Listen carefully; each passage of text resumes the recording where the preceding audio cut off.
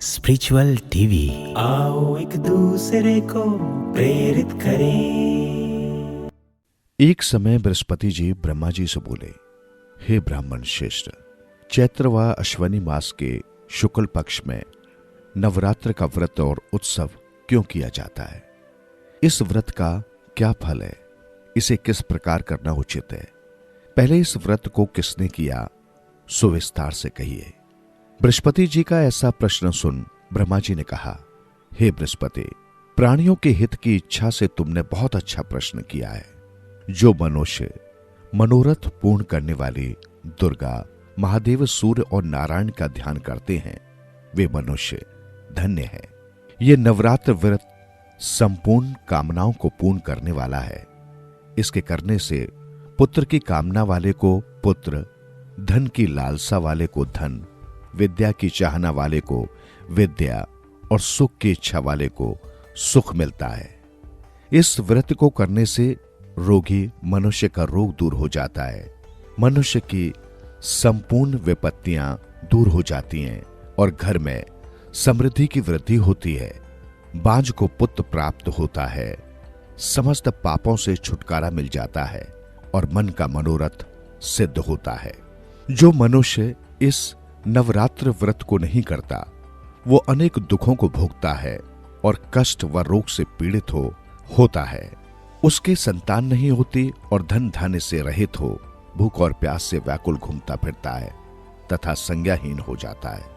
यदि व्रत करने वाला मनुष्य सारे दिन का उपवास न कर सके तो एक समय भोजन करे और 10 दिन बांधवों सहित नवरात्र व्रत की कथा का श्रवण करे। हे बृहस्पति, जिसने पहले इस महाव्रत को किया है वो कथा मैं सुनाता हूं, तुम सावधान होकर सुनो। इस प्रकार ब्रह्मा जी का वचन सुनकर बृहस्पति जी बोले, हे ब्राह्मण, मनुष्यों का कल्याण करने वाले इस व्रत के इतिहास को मेरे लिए कहो, मैं सावधान होकर सुन रहा हूं। आपकी शरण में आए हुए मुझ पर कृपा करो। ब्रह्मा जी बोले, प्राचीन काल में मनोहर नगर में पीठत नाम का एक अनाथ ब्राह्मण रहता था। वो भगवती दुर्गा का भक्त था। उसके संपूर्ण सद्गुणों से युक्त सुमति नाम की एक अत्यंत सुंदर कन्या उत्पन्न हुई। वो कन्या सुमति अपने पिता के घर बाल्यकाल में अपनी सहेलियों के साथ क्रीड़ा करती हुई इस प्रकार बढ़ने लगी जैसे शुक्ल पक्ष में चंद्रमा की कला बढ़ती है। उसका पिता प्रतिदिन जब दुर्गा की पूजा करके होम किया करता, वो उस समय नियम से वहां उपस्थित रहती। एक दिन सुमति अपनी सखियों के साथ खेल में लग गई और भगवती के पूजन में उपस्थित नहीं हुई। उसके पिता को पुत्री की ऐसी असावधानी देखकर क्रोध आया और वो पुत्री से कहने लगा, अरे दुष्ट पुत्री, आज तूने भगवती का पूजन नहीं किया, इस कारण मैं किसी कुष्ठ रोगी या दरिद्र मनुष्य के साथ तेरा विवाह करूंगा। पिता का ऐसा वचन सुन सुमति को बड़ा दुख हुआ और पिता से कहने लगी, हे पिता, मैं आपकी कन्या हूं तथा सब तरह से आपके अधीन हूं। जैसी आपकी इच्छा हो वैसा ही करो। राजा से, कुष्ठी से, दरिद्र से अथवा जिसके साथ चाहो मेरा विवाह कर दो, पर होगा वही जो मेरे भाग्य में लिखा है। मेरा तो अटल विश्वास है, जो जैसा कर्म करता है उसको कर्मों के अनुसार वैसा ही फल प्राप्त होता है, क्योंकि कर्म करना मनुष्य के अधीन है पर फल देना ईश्वर के अधीन है। जैसे अग्नि में पड़ने से तृणा आदि उसको अधिक प्रदीप्त कर देते हैं, इस प्रकार कन्या के निर्भयता से कहे हुए वचन सुन ब्राह्मण ने क्रोधित हो अपनी कन्या का विवाह एक कुष्ठी के साथ कर दिया और अत्यंत क्रोधित हो पुत्री से कहने लगा, हे पुत्री, अपने कर्म का फल भोगो, देखें भाग्य के भरोसे रहकर क्या करती हो। पिता के ऐसे कटु वचनों को सुन सुमति मन में विचार करने लगी, मेरा बड़ा दुर्भाग्य है जिससे मुझे ऐसा पति मिला। इस तरह अपने दुख का विचार करती हुई कन्या अपने पति के साथ वन में चली गई और डरावने कुशायुक्त उस निर्जन वन में उन्होंने वो रात बड़े कष्ट से व्यतीत की। उस गरीब बालिका की ऐसी दशा देख देवी भगवती ने पूर्व पुण्य के प्रभाव से प्रकट हो सुमति से कहा, हे दीन ब्राह्मणी, मैं तुझसे प्रसन्न हूं, तुम जो चाहो सो वरदान मांग सकती हो। भगवती दुर्गा का ये वचन सुन ब्राह्मणी ने कहा, आप कौन हैं? वो सब मुझसे कहो। ब्राह्मणी का ऐसा वचन सुन देवी ने कहा कि मैं आदि शक्ति भगवती हूं और मैं ही ब्रह्म विद्या व सरस्वती हूं। प्रसन्न होने पर मैं प्राणियों का दुख दूर कर उनको सुख प्रदान करती हूं।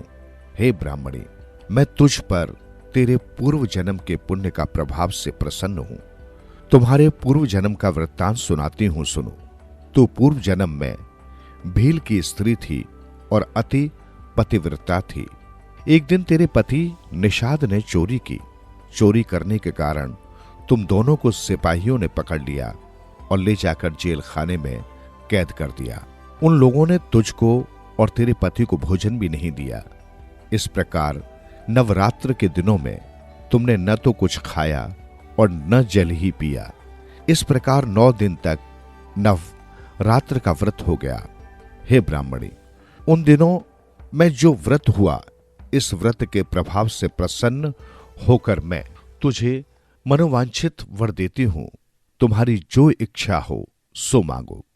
इस प्रकार दुर्गा के वचन सुन ब्राह्मणी बोली, अगर आप मुझ पर प्रसन्न हैं तो हे दुर्गे, मैं आपको प्रणाम करती हूं। कृपा करके मेरे पति का कोढ़ दूर करो। देवी ने कहा, उन दिनों तुमने जो व्रत किया था, उस व्रत का एक दिन का पुण्य पति को कोढ़ दूर करने के लिए अर्पण करो। उस पुण्य के प्रभाव से तेरा पति कोढ़ से मुक्त हो जाएगा। ब्रह्मा जी बोले, इस प्रकार देवी के वचन सुन वो ब्राह्मणी बहुत प्रसन्न हुई और पति को निरोग करने की इच्छा से जब उसने तथास्तु ठीक है ऐसा वचन कहा, तब उसके पति का शरीर भगवती दुर्गा की कृपा से कुष्ठ रोग रहित हो अति कांतिवान हो गया। वो ब्राह्मणी पति की मनोहर देह को देख देवी की स्तुति करने लगी। हे दुर्गे, आप दुर्गति को दूर करने वाली, तीनों लोकों का संताप हरने वाली, समस्त दुखों को दूर करने वाली, रोगी मनुष्य को निरोग करने वाली, प्रसन्न हो मनोवांछित वर देने वाली और दुष्टों का नाश करने वाली जगत की माता हो। हे अम्बे, मुझ निरपराध अबला को मेरे पिता ने कुष्ठी मनुष्य के साथ विवाह कर घर से निकाल दिया। पिता से तिरस्कृत निर्जन वन में विचर रही हूं। आपने मेरा इस विपदा से उद्धार किया है। हे देवी, आपको प्रणाम करती हूं, मेरी रक्षा करो। ब्रह्मा जी बोले, हे बृहस्पति, उस ब्राह्मणी की ऐसी स्तुति सुन देवी बहुत प्रसन्न हुई और ब्राह्मणी से कहा, हे ब्राह्मणी, तेरे उदालय नामक अति बुद्धिमान, धनवान, कीर्तिवान और जितेंद्रिय पुत्र शीघ्र उत्पन्न होगा। ऐसा वर प्रदान कर देवी ने ब्राह्मणी से फिर कहा, हे ब्राह्मणी, और जो कुछ तेरी इच्छा हो वो मांग ले। भगवती दुर्गा का ऐसा वचन सुन सुमति ने कहा कि हे भगवती दुर्गे, अगर आप मुझ पर प्रसन्न हैं तो कृपा कर मुझे नवरात्र व्रत की विधि और उसके फल का विस्तार से वर्णन करें। इस प्रकार ब्राह्मणी के वचन सुन दुर्गा ने कहा, हे ब्राह्मणी, मैं तुम्हें संपूर्ण पापों को दूर करने वाले नवरात्र व्रत की विधि बतलाती हूं, जिसको सुनने से मोक्ष की प्राप्ति होती है। अश्वनी मास के शुक्ल पक्ष की प्रतिपदा से लेकर 9 दिनों तक विधि पूर्वक व्रत करें। यदि दिन भर का व्रत न कर सकें तो एक समय भोजन करें। विद्वान ब्राह्मणों से पूछकर घट स्थापना करें और वाटिका बनाकर उसको प्रतिदिन जल से सींचे। महाकाली, महालक्ष्मी और महासरस्वती देवी की मूर्तियां स्थापित कर उनकी नित्य विधि सहित पूजा करें और पुष्पों से विधि पूर्वक अर्घ दें। बेजौरा के फल से अर्घ देने से रूप की प्राप्ति होती है। जायफल से अर्घ देने से कीर्ति, दाग से अर्घ देने से कार्य की सिद्धि होती है। आंवले से अर्घ देने से सुख की प्राप्ति और केले से अर्घ देने से आभूषणों की प्राप्ति होती है। इस प्रकार पुष्पों व फलों से अर्घ देकर व्रत समाप्त होने पर 9वें दिन यथाविधि हवन करें। खांड, घी, गेहूं, शहद, जौ, तिल, बेल, नारियल, दाख और कदम्ब आदि से हवन करें। गेहूं से होम करने से लक्ष्मी की प्राप्ति होती है। खीर व चंपा के पुष्पों से धन की और बेल पत्तों से तेज व सुख की प्राप्ति होती है। आंवले से कीर्ति की और केले से पुत्र की, कमल से राज सम्मान की और दाखों से संपदा की प्राप्ति होती है। खांड, घी, नारियल, शहद, जौ और तिल तथा फलों से होम करने से मनोवांछित वस्तु की प्राप्ति होती है। व्रत करने वाला मनुष्य इस विधि विधान से होम कर आचार्य को अत्यंत नम्रता के साथ प्रणाम करे और यज्ञ की सिद्धि के लिए उसे दक्षिणा दे।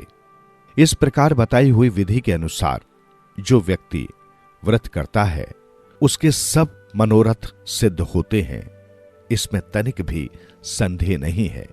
इन 9 दिनों में जो कुछ दान आदि दिया जाता है उसका करोड़ों गुना फल मिलता है। इस नवरात्र व्रत करने से अश्वमेघ यज्ञ का फल मिलता है। हे ब्राह्मणी, इस संपूर्ण कामनाओं को पूर्ण करने वाले उत्तम व्रत को तीर्थ, मंदिर अथवा घर में विधि के अनुसार करें। ब्रह्मा जी बोले, हे बृहस्पति, इस प्रकार ब्राह्मणी को व्रत की विधि और फल बताकर देवी अंतर्ध्यान हो गई। जो मनुष्य या स्त्री इस व्रत को भक्ति पूर्वक करता है वो इस लोक में सुख प्राप्त कर अंत में दुर्लभ मोक्ष को प्राप्त होता है। हे बृहस्पति, ये इस दुर्लभ व्रत का महात्म्य है जो मैंने तुम्हें बतलाया है। ये सुन बृहस्पति जी आनंद से प्रफुल्लित हो ब्रह्मा जी से कहने लगे कि हे ब्राह्मण, आपने मुझ पर अति कृपा की है जो मुझे इस नवरात्र व्रत का महात्म्य सुनाया। ब्रह्मा जी बोले कि हे बृहस्पति, ये देवी भगवती शक्ति संपूर्ण लोगों का पालन करने वाली है। इस महादेवी के प्रभाव को कौन जान सकता है। बोलो देवी भगवती की जय। व्रत की विधि: प्रातः नित्य क्रम से निर्वित हो स्नान कर मंदिर में या घर पर ही नवरात्र में दुर्गा जी का ध्यान करके ये कथा करनी चाहिए। कन्याओं के लिए ये व्रत विशेष लाभदायक है। श्री जगदम्बा की कृपा से सब विघ्न दूर हो जाते हैं तथा सुख समृद्धि की प्राप्ति होती है। प्रार्थना: हे परमेश्वरी, मेरे द्वारा रात दिन सहस्त्रों अपराध होते हैं। ये मेरा दास है, समझकर मेरे अपराधों को क्षमा करो। हे परमेश्वरी, मैं आह्वान, विसर्जन और पूजन करना नहीं जानता, मुझे क्षमा करो। हे सुरेश्वरी, मैंने जो मंत्रहीन, क्रियाहीन, भक्त युक्त पूजन किया है वो स्वीकार करो। हे परमेश्वरी, अज्ञान से, भूल से अथवा बुद्धि भ्रांति से जो न्यूनता अथवा अधिकता हो गई है उसे क्षमा करिए तथा प्रसन्न होइए। जय माता दी।